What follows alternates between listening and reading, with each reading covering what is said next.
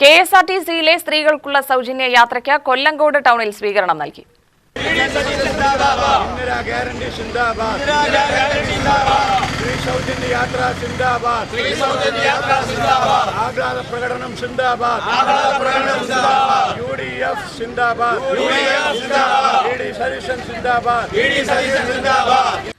മണ്ഡലം കോൺഗ്രസ് കമ്മിറ്റിയുടെ നേതൃത്വത്തിൽ മധുരപലഹാര വിതരണവും പൂമാല ചാർത്തലും നടത്തി. UDF നെന്മാറ നിയോജക മണ്ഡലം ചെയർമാൻ KR പത്മകുമാർ ഉദ്ഘാടനം ചെയ്തു.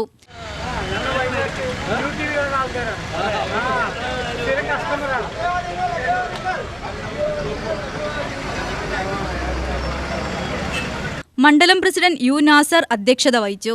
Block Congress president K Guruvayoorappan, vice പ്രസിഡന്റുമാരായ P സെൽവരാജ്, ഹരിദാസ്, പഞ്ചായത്ത് അംഗങ്ങളായ TV Sajesh, Bindu K Rajan, Abdul Khader, drivers union സംസ്ഥാന സെക്രട്ടറി സന്തോഷ് കുമാർ തുടങ്ങിയവർ പങ്കെടുത്തു.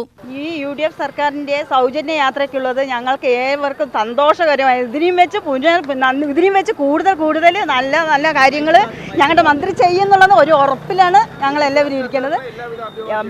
ഈ സർക്കാരിന് നല്ല അഭിവാദ്യങ്ങൾ.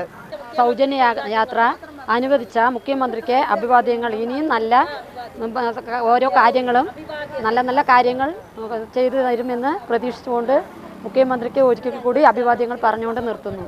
സാധാരണക്കാരായ ഇപ്പോൾ ഞങ്ങളെപ്പോലെയുള്ള ഒരുപാട് ബുദ്ധിമുട്ട്, ബസ് ചാർജ് എവിടേക്കും പോകാൻ ക്യാഷ് ഇല്ലാതെ ഒരുപാട് ബുദ്ധിമുട്ടുന്ന ആൾക്കാർക്കുണ്ട്.